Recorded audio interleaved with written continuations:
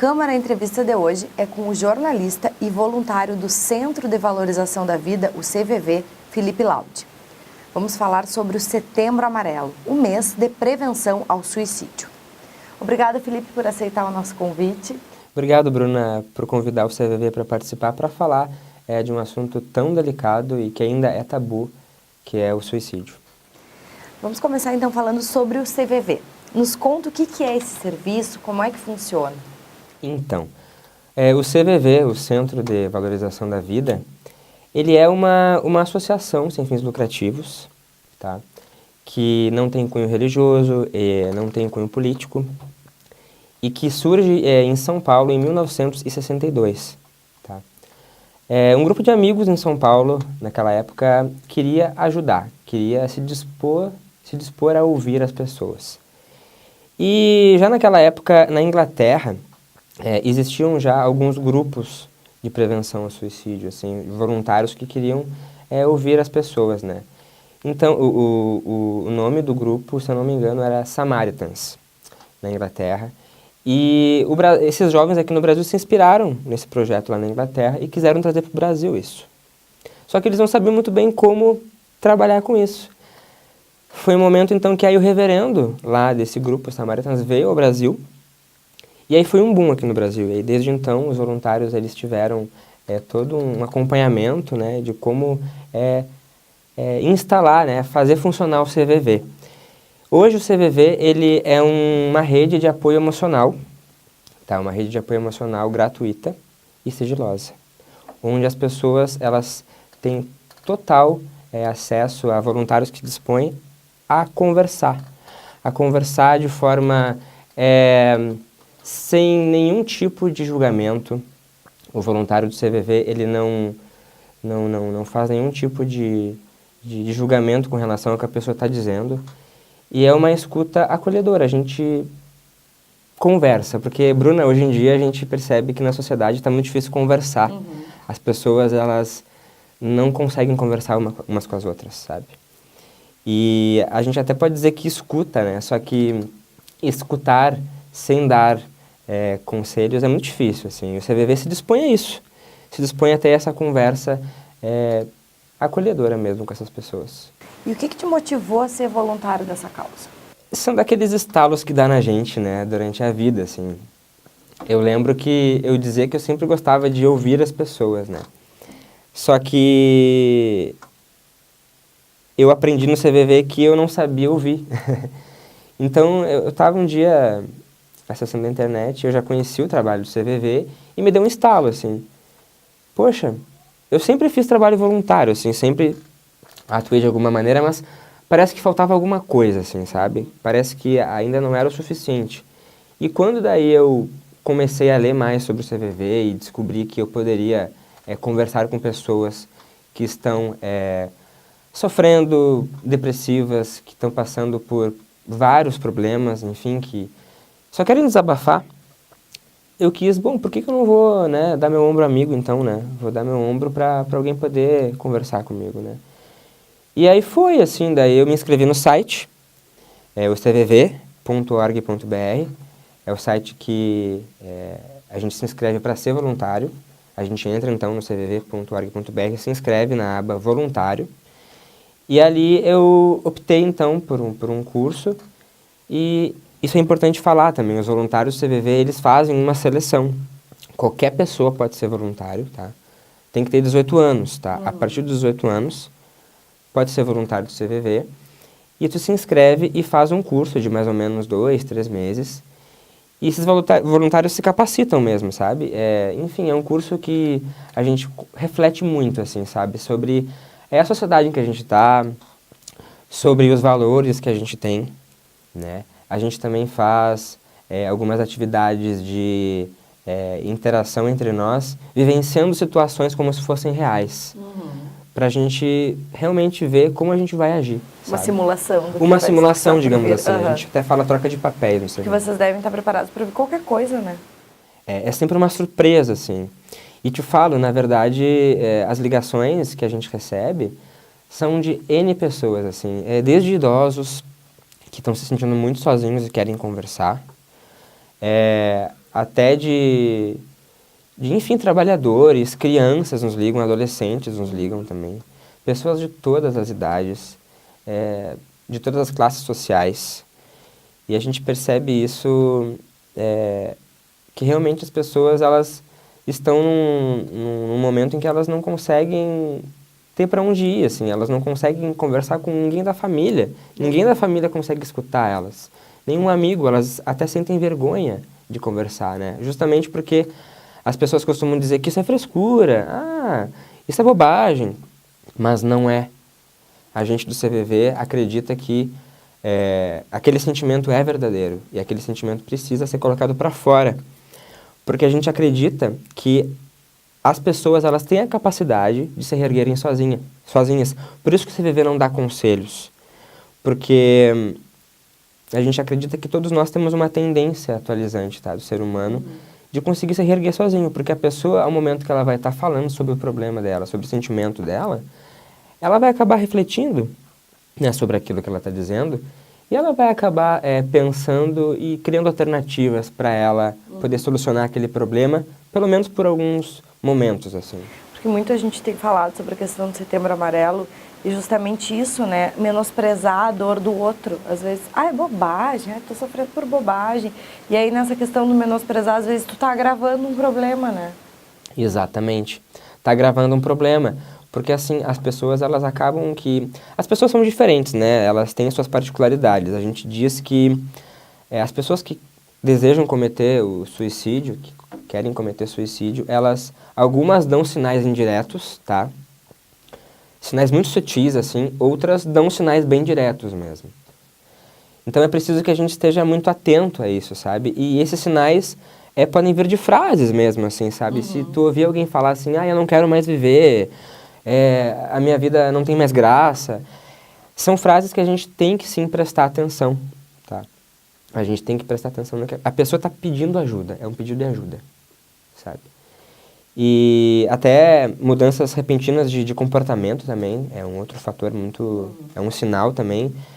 Por exemplo, alguém que geralmente anda muito depressivo, que anda muito para baixo, e se de uma hora para outra resolve ficar feliz, digamos assim, vamos cuidar isso, assim, vamos cuidar essa pessoa.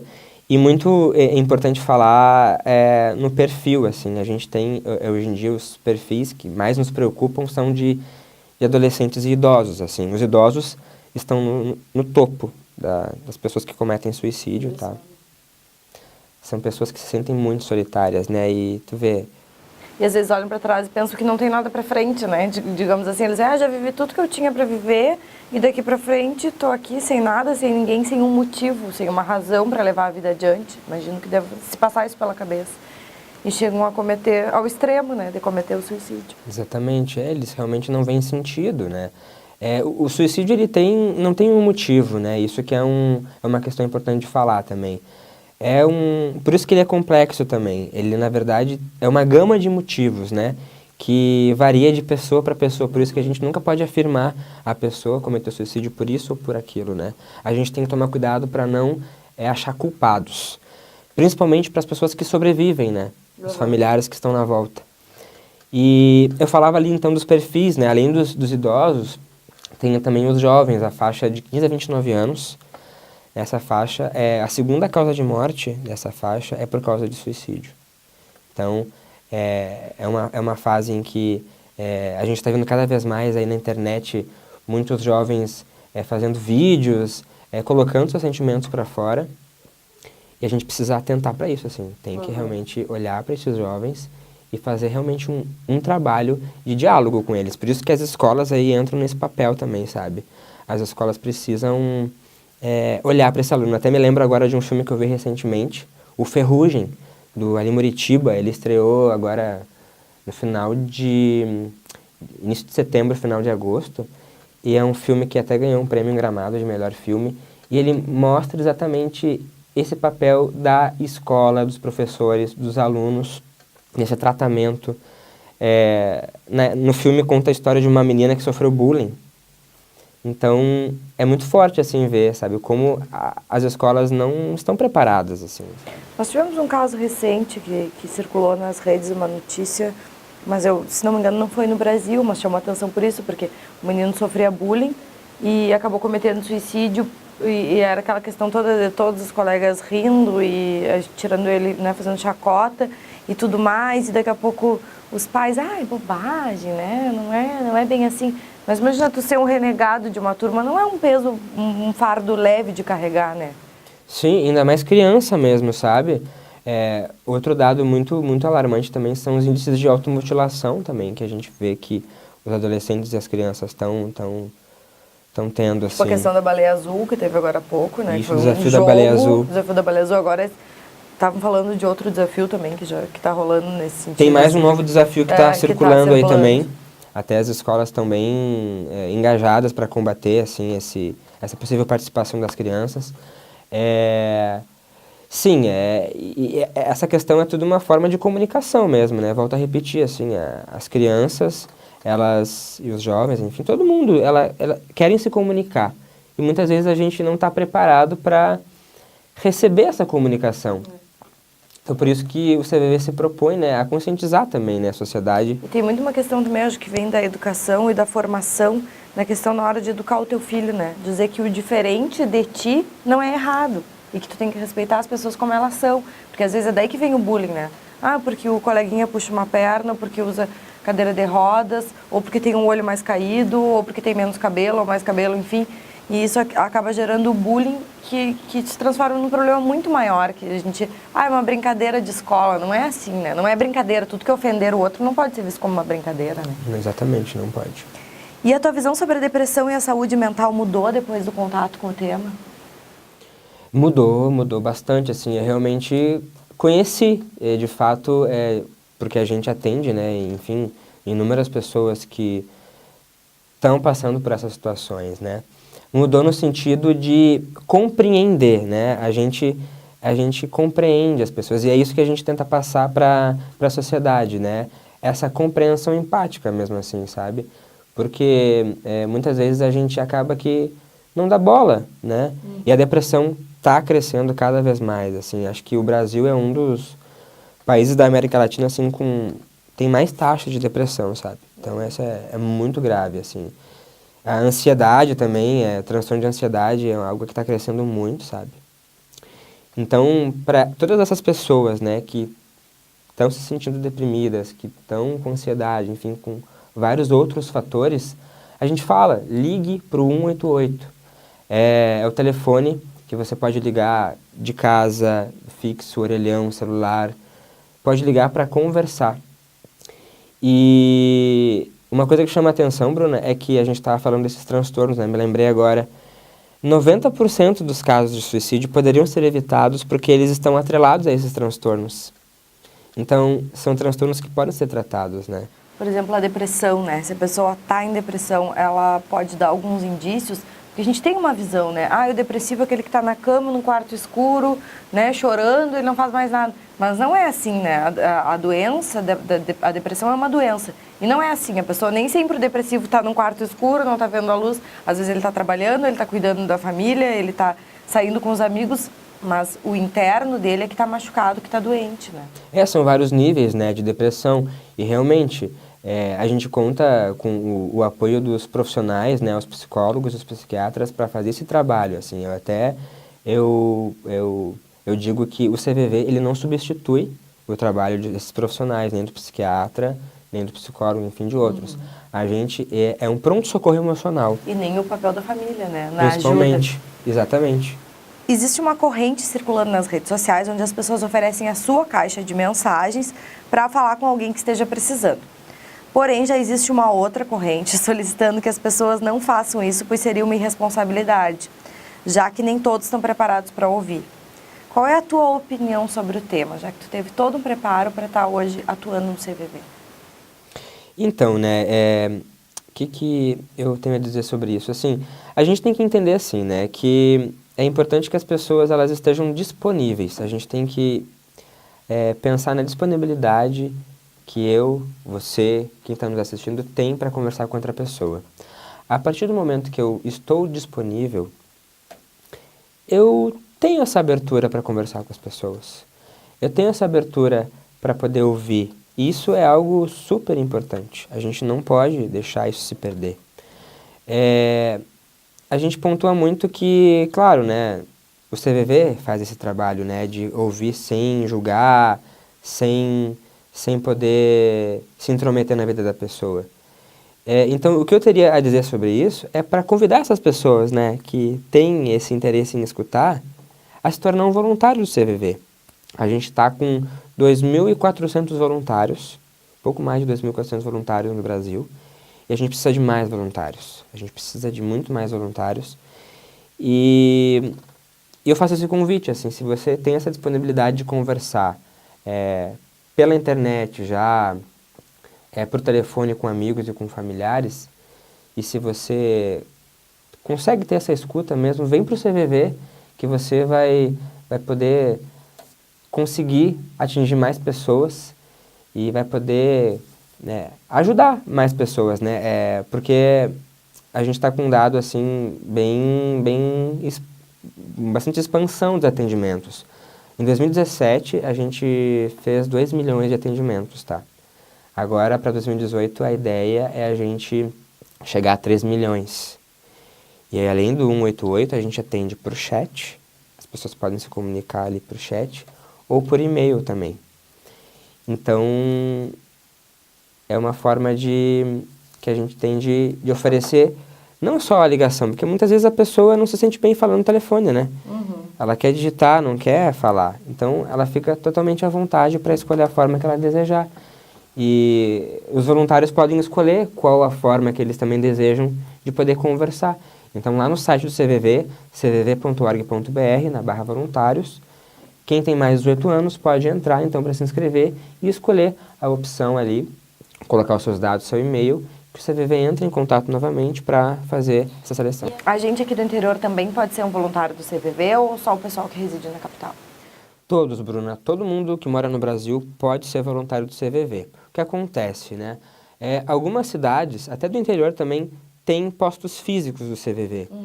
Até aqui no Rio Grande do Sul são 7 postos físicos. Até eu vou ler aqui. Nós temos em Caxias do Sul, Santa Maria, Novo Hamburgo, Porto Alegre, Santa Cruz, 3 de Maio e Garibaldi. E mais 3 postos agora aqui no Rio Grande do Sul estão abrindo, que é o posto de Passo Fundo, Ijuí e Tapejara. Essas pessoas que moram nessas cidades podem se dirigir a esses postos. Mas, por exemplo, aqui em Bagé não tem um posto físico, mas eu posso ser voluntário no CVV Virtual, que é um outro programa do CVV, onde o voluntário faz um curso para atender a sua própria casa. O CVV Virtual existe desde 2013, uns 5 anos já de programa, onde o voluntário recebe todo o atendimento, todo o curso, enfim, toda a bagagem para poder atender da sua casa essas pessoas que precisam. A própria campanha Setembro Amarelo, ela tem focado na conversa, como tu já falaste, a importância, né, como forma de evitar o suicídio. Só que como a gente também já falou, a gente está num mundo hoje muito virtual, né? No mundo onde a gente está sentado na mesma sala, às vezes, ou numa mesa de um bar ou de um restaurante, cada um no seu celular e, às vezes, se falando pelo WhatsApp, mas não fala no olho, né? E aí, quando tu percebe que um amigo teu anda chateado, tá com algum problema, alguma coisa que tu acha que tu poderia ajudar conversando, como chegar nele, como... tocar às vezes num assunto que pode ser delicado, ou o fim de um relacionamento, ou uma briga em família, porque normalmente esses fatores podem desencadear uma depressão ou até pensar em suicídio, né? Como chegar e falar de um assunto delicado com alguém que a gente gosta? O principal é tu poder chegar nessa pessoa e dizer para ela assim: você quer conversar? Eu estou aqui, eu estou disponível para te ouvir. Você quer conversar? Sem pressão, no momento que você quiser. Você tem que se mostrar disponível sem realmente pressionar aquela pessoa a falar sobre o que ela está sentindo, porque a pessoa vai se sentir, vai ver o tempo dela de falar sobre aquilo, né? Então tu realmente olhar no olho, segurar na mão e dizer: eu estou aqui, pode me ligar a hora que tu quiser, pode me escrever a hora que tu quiser, e quando tu tiver vontade para falar sobre o que tu está sentindo, fala comigo.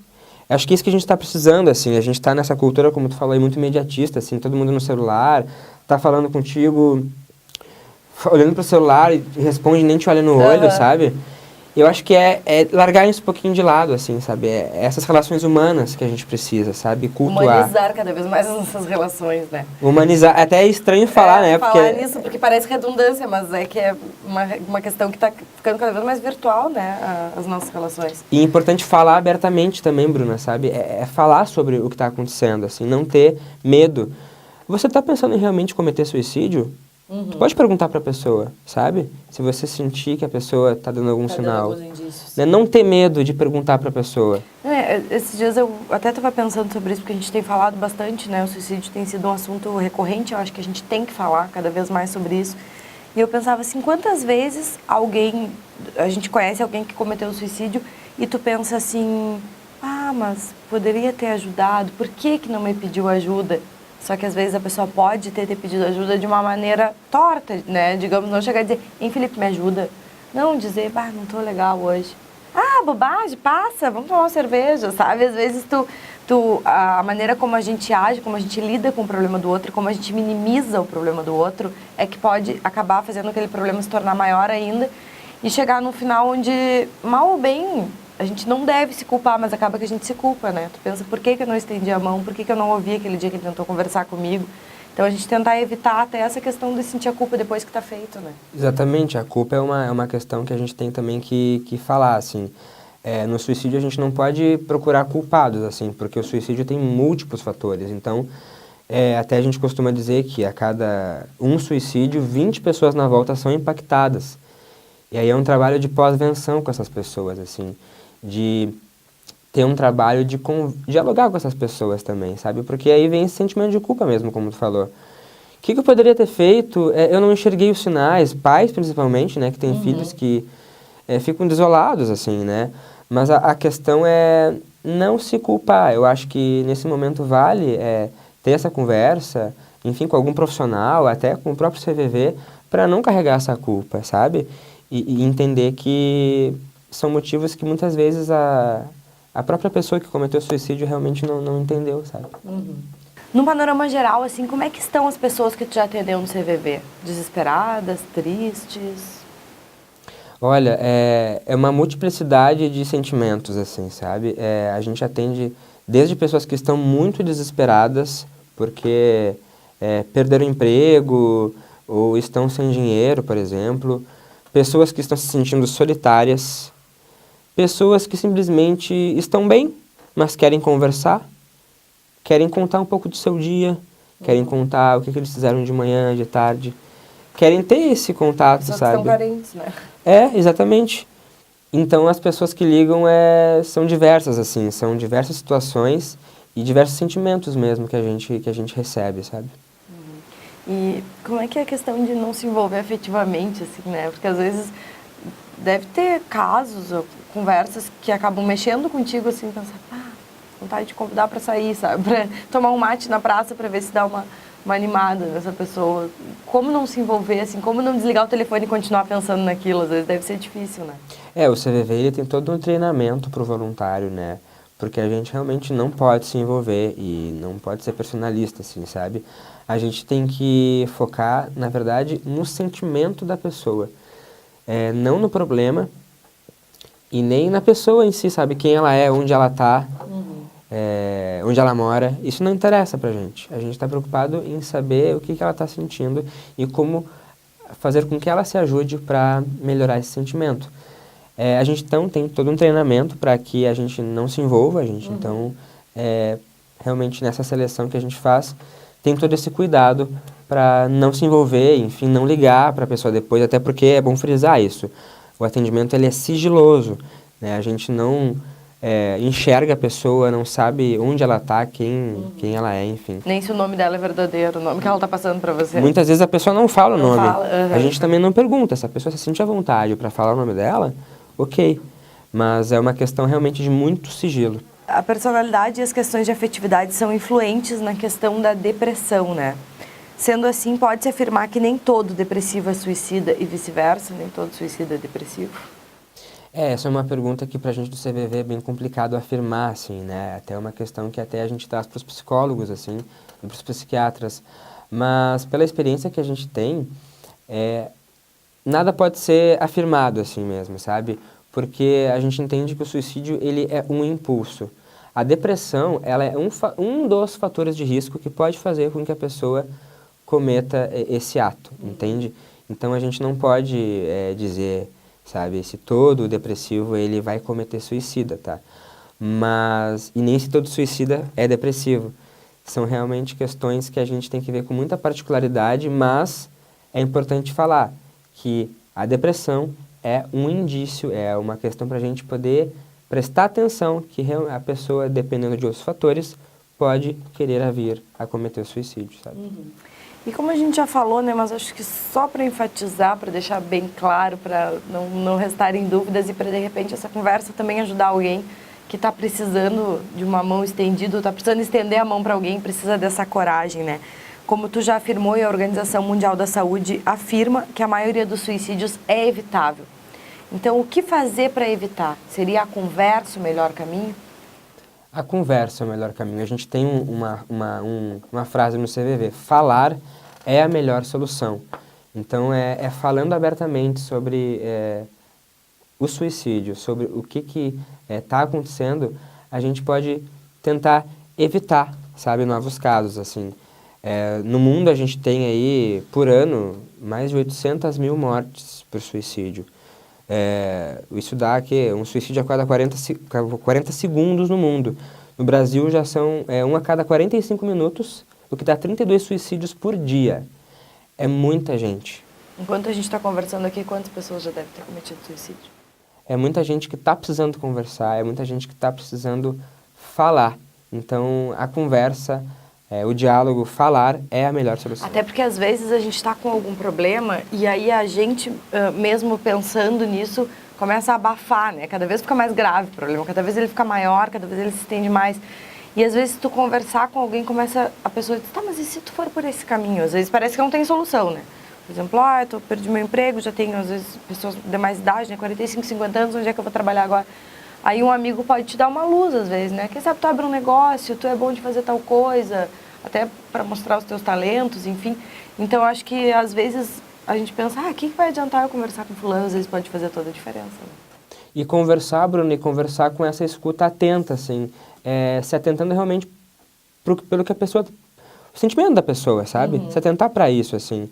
Porque muitas vezes a gente se foca muito no problema que a pessoa está vivenciando e o que é bom para mim, muitas vezes não é bom para ti, né?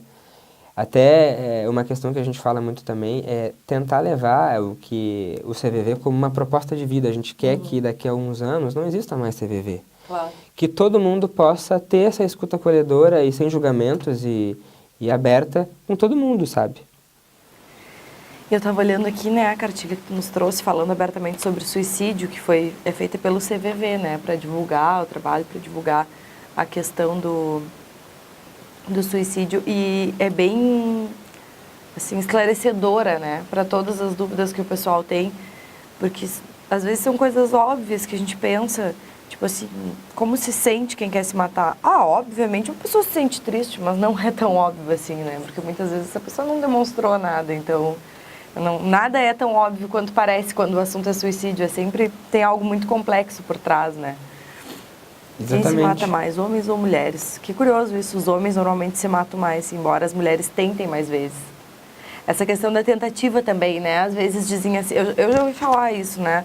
Tipo, conheço pessoas que tentaram cometer o suicídio e não obtiveram sucesso, né? Por sorte. E as pessoas dizem, se tentou e não conseguiu, queria aparecer. Não queria se matar de verdade. Queria aparecer. Mas se a pessoa chega num ato extremo de atentar contra a própria vida, provavelmente ela queria ter sucesso, né, naquela tentativa. Sabe que, na verdade, tem alguns relatos que dizem, assim, né, que... relatos de alguns sobreviventes, né, que tentaram cometer o suicídio, que cometeram, enfim, que sobreviveram, tentaram fazer o ato. No caso, a maioria se arrependeu depois que, sabe, tentou. Então... Por isso que é importante a gente atentar para isso, assim, como esse é o impulso, né, que a pessoa tem, que é uma dor que ela quer que acabe. Chegou e que ela ao extremo, né? Sabe o que fazer mais. E a única solução que ela vê naquele momento é tirar a sua vida. Mas, ao mesmo tempo, ela não... Até uma suicidóloga, a doutora Karina Fukumitsu, ela fala muito que o suicida, a pessoa que quer cometer suicídio, ela não quer morrer, ela quer que a sua dor morra.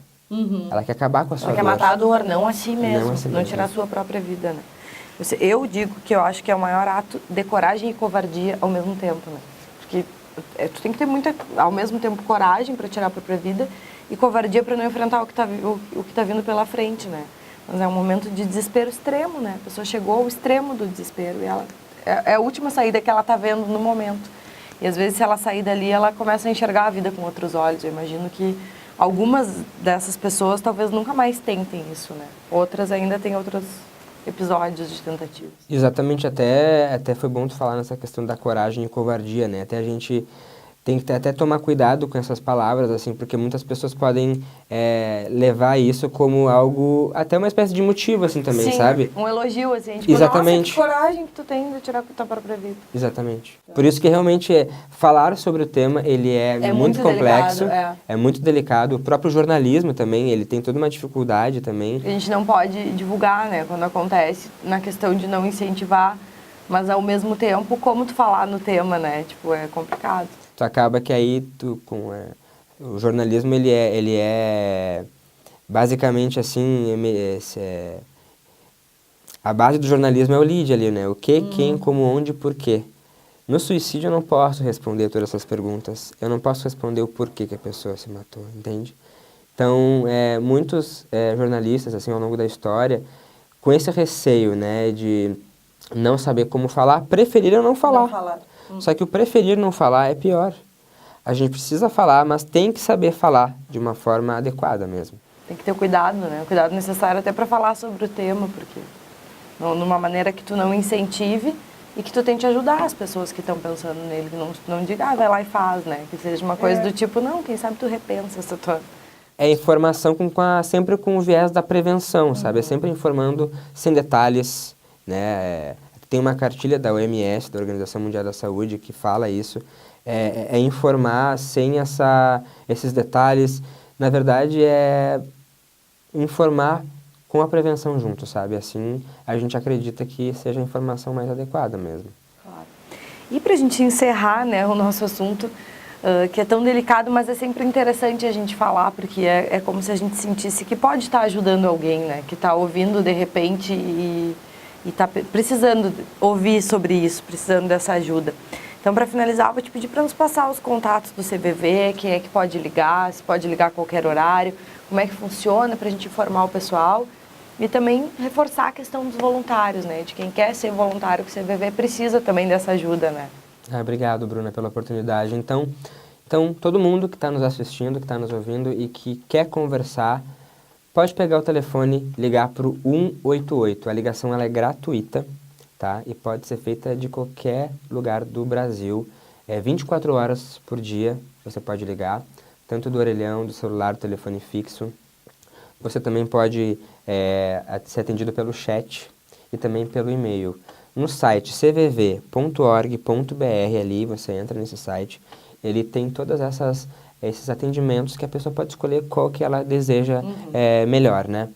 E voluntários, assim, então, volto a falar que a gente está precisando de mais pessoas para estar com a gente. Então, no site também, cvv.org.br, você entra lá na página dos voluntários e se inscreve para poder, enfim, tá ajudando também aí, sabe, a prevenir esses casos. E, no caso, para quem está nos assistindo e que não tem posto físico na sua cidade, se inscreve na modalidade VoIP para poder ser um voluntário do CVV virtual. Então não tem desculpa para quem quiser ajudar, né? Não tem, só disponibilidade e vontade. Muito obrigada, Felipe, pela tua disponibilidade em vir conversar conosco. Tu que está morando em Porto Alegre, né, e veio aqui para poder conversar conosco sobre isso, ajudar também na divulgação desse importante trabalho que é realizado pelo CVV. E parabéns pela tua iniciativa de ser um voluntário. Obrigado, Bruna. Obrigado por vocês estarem falando desse tema aqui na TV Câmara de Bagé, que reforçar, é preciso cada vez mais que a gente fale com responsabilidade. Obrigado e parabéns. Obrigada. E o Câmara Entrevista encerra aqui. Acompanhe as novidades da nossa programação no Facebook da TV Câmara Bagé.